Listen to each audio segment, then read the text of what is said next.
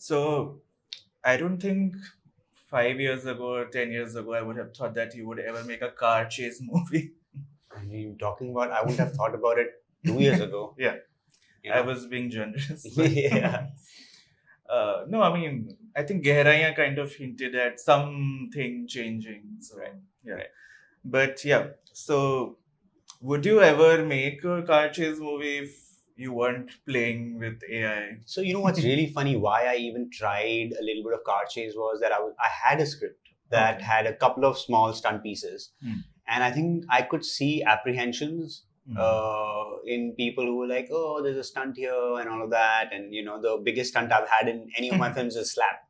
So with this, I was like, you know what? If I could have the tools, what would I want to do? If I had the resource, if I had the tools, what would I like to do? And I think around the time, I think AI had just started to make the shift where video was now, you could try things out. You know, Mid Journey phase was moving on to Sora and Runway and Google VO3.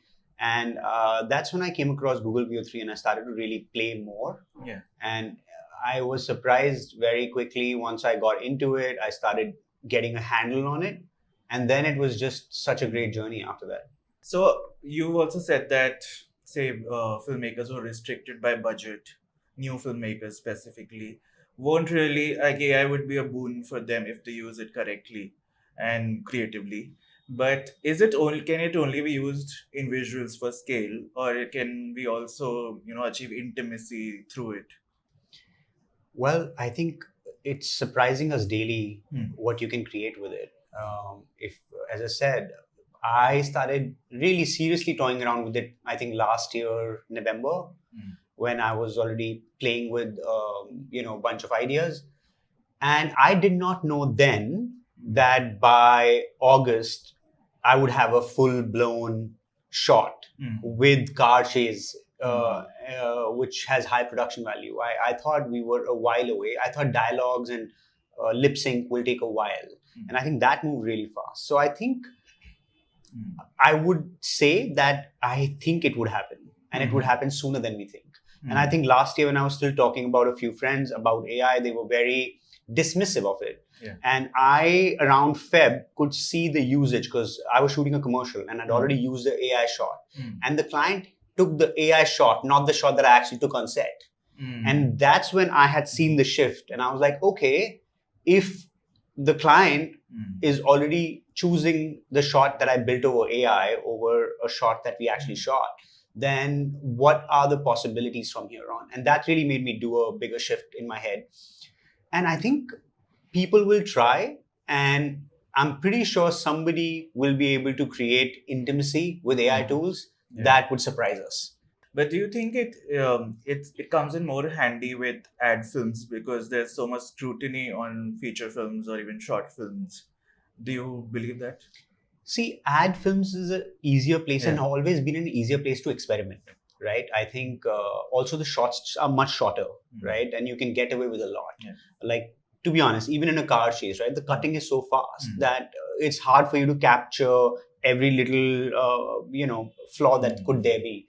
But I think it would be wrong for me to say that I don't see it happening in feature film soon. I think consistency has already gotten so much better. I think one of the biggest I guess drawbacks or disadvantages of AI back in the day, when I say back in the day, I mean 4 months ago, is consistency, right? Whether it's faces, whether it's detailing, whether environment, and I think we've seen a huge shift in that.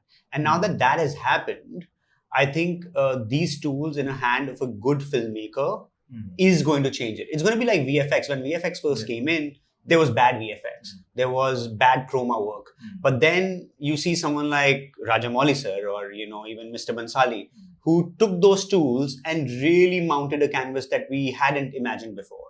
And I think that's going to happen in the space of AI too. I think there'll be filmmakers who will use it better, and then there'll be filmmakers who use it in a way where it will discourage others. And I think because it's such early stages, we're going to see all kinds of things, good, bad, and the ugly. And I think it will be up to us to see what we want to do with it. What is your response to those who dismiss AI by saying that it doesn't have childhood trauma?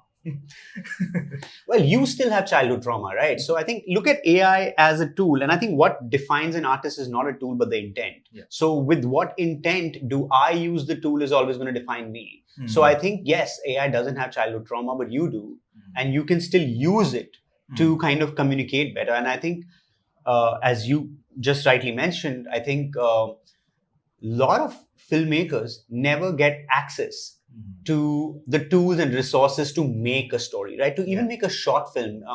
People who come out of film school, they take years of assisting before they can save enough money to make a short film. And now they'll be able to make a short film even without going to film school. If they have a good idea, if they have enough knowledge, and I think there's enough information on YouTube to learn everything. I have pretty much learned all of AI tools that I use over YouTube. Of course, there've been a couple of online courses that I took, but I think the biggest learning was actually doing YouTube lessons and then kind of trying it out on the tools. Yeah. And I think it's going to happen. I think you won't be able to stop the young generation who truly want to make movies. They're not going to wait 10, 12 years for someone to give them a funding. They'll move to this straight away.